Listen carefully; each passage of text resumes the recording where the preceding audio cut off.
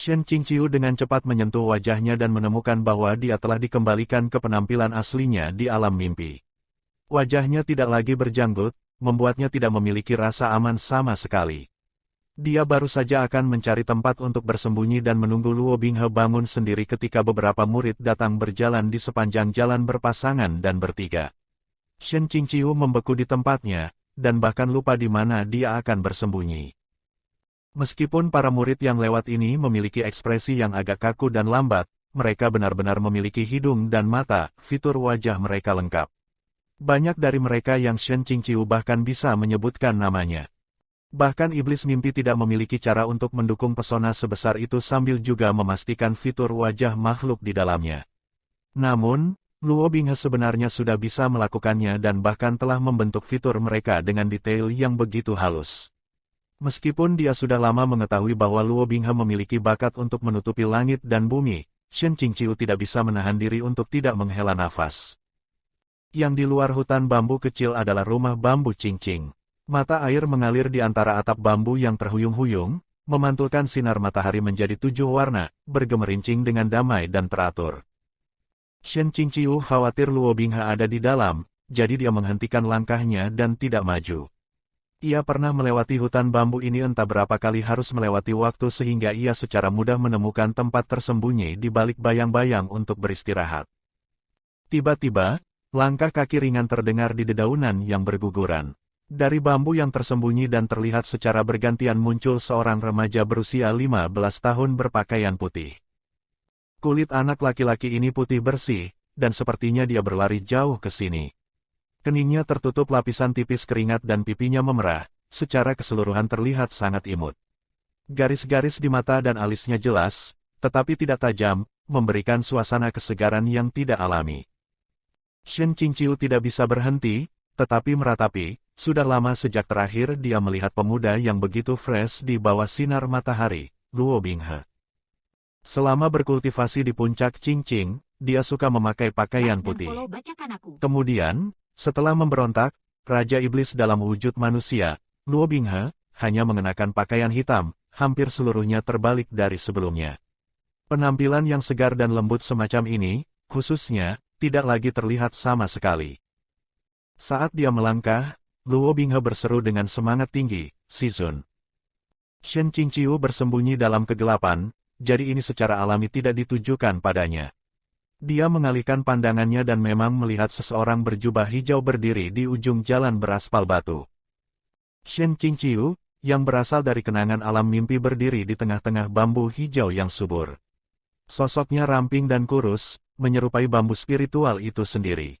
Ekspresinya tenang, diliputi dengan udara dingin dan jernih abadi. Hanya dengan penampilan seperti ini, dia benar-benar memiliki beberapa sikap keanggunan dan sifat tidak duniawi. Sebagai pengamat, Shen Qingqiu saat ini mencoba untuk memilih sendiri dan masih tidak bisa berhenti, tetapi diyakinkan. Akting keren ini sebenarnya telah bertindak sampai ke tingkat ini, itu benar-benar terlalu hebat. Sementara itu, Luo Binghe benar-benar layak menjadi pewaris langsung iblis mimpi, untuk dapat mengembalikan setiap detail ke kesempurnaan seperti itu. Shen Qingqiu lainnya di hutan bambu itu sepertinya mengalami trans, tetapi kemudian memiringkan kepalanya, selesai berlari. Luo Binghe menganggukkan kepalanya, 10 putaran. Semua selesai. Shen Qingqiu akhirnya ingat peristiwa apa ini. 10 putaran, yang disebutkan oleh Luo Binghe mengacu pada lari 10 putaran mengitari batas pagar puncak Qingqing. Shen Qingqiu secara pribadi memberinya tugas ini. Ini bukan karena dia memiliki selera humor yang tinggi untuk menghukum protagonis pria yang hebat, tetapi karena dia tidak tahan lagi. Sejak dia mengambil alih pendidikan Luo Binghe, dia telah merenungkannya, sebagai sosok guru, Shen Qingqiu entah bagaimana harus mengajarkan sesuatu yang nyata sehingga ketika mereka berdua bertarung, dia setidaknya bisa mengemukakan kalimat kasih sayang antara guru dan murid, rahmat karena mewariskan ajaran, tanpa terlebih dahulu tersipu karena malu. Menurut garis besar pengajaran umum, langkah pertama adalah memperbaiki posisi berjalan dan teknik tubuh Luo Binghe yang berantakan. Adapun hasil dari ajaran ini, telah disebutkan sebelumnya, prestasi terbesar adalah Luo Binghe menabrak pelukannya selama setengah bulan. Shen Qingqiu berkata, lagi, jika kau tidak melakukannya dengan benar kali ini, tidak akan hanya 10 putaran. Luo Binghe dengan patuh mencoba lagi. Akibatnya, kali ini Luo Binghe tidak menabraknya. Sebagai gantinya, dengan menyelipkan kakinya, dia langsung memeluk pinggang Shen Qingqiu. Shen Qingqiu. Luo Binghe dengan malu-malu berkata, "Si Zun, murid ini tidak berguna.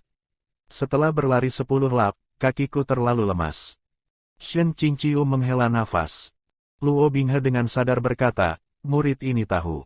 20 putaran." Shen Qingqiu berkata, "Apa maksudmu lebih banyak putaran? Kembali ke kamarmu dan istirahat." Dia tidak memiliki hobi pelecehan anak. Pada saat itu dia benar-benar menyerah pada dirinya sendiri, melakukan apapun yang dia suka. Dia tidak akan mengajar lagi, dia tidak merasakan pencapaian sama sekali, dia membuang buku pelajaran.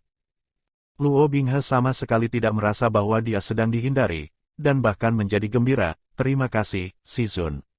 Murid ini pasti akan menyelesaikan 20 putaran besok. Apa yang ingin Si Zun makan malam ini?" Di samping, Shen Qingqiu mengusap dahinya. Luo Binghe saat itu, benar-benar terlalu konyol, manis, dan naif. Buruh yang bekerja terus-menerus, kebencian, pemukulan, omelan, dimanfaatkan, ditendang, dan dihukum membuat makanan. Uhuk-uhuk, tentu saja Shen Qingqiu tidak melakukan sebagian besar hal ini. Dia menyaksikan pasangan guru murid artifisial ini pergi, satu tinggi dan satu pendek, keduanya masih mengobrol. Shen Qingqiu kemudian meninggalkan tempat persembunyiannya dan mulai bertanya-tanya. Dalam pesona bentang alam yang diciptakan Luo Binghe untuk dirinya sendiri, dia pasti hanya akan memilih kenangan yang dia rasa paling indah. Jika ingatan puncak Qingqing bisa menempati tempat di sini, itu pasti terkait dengan Ning Yingying.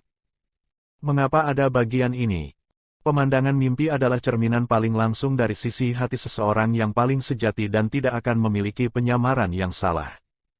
Sebuah pikiran muncul secara spontan di benak Shen Qingqiu, yang tidak pernah dia pikirkan sebelumnya. Berpikir seperti ini tampak sedikit sia-sia, tetapi mungkin, hanya mungkin, bagian kasih sayang guru murid ini ditempatkan sedikit lebih tinggi di hati Luo Binghe daripada yang dibayangkan Shen Qingqiu.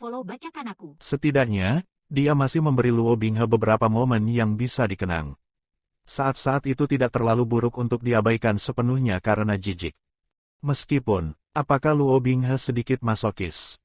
Bukan karena Shen Qingqiu ingin menjelek-jelekkan dia, tetapi, secara umum, ingatan akan hukuman lari 10 lap dan 20 lap tidak ada hubungannya dengan kata, "indah," tidak peduli bagaimana kamu melihatnya, benar. Tiba-tiba, seutas udara dingin merayapi leher Shen Qingqiu, seolah-olah ada garis pandang dingin dan panas yang naik di sepanjang tulang punggungnya. Dia tanpa sadar menoleh ke belakang. Luo Binghe berpakaian hitam bersandar di bambu hijau, lengan disilangkan dan mata menatap langsung ke arahnya.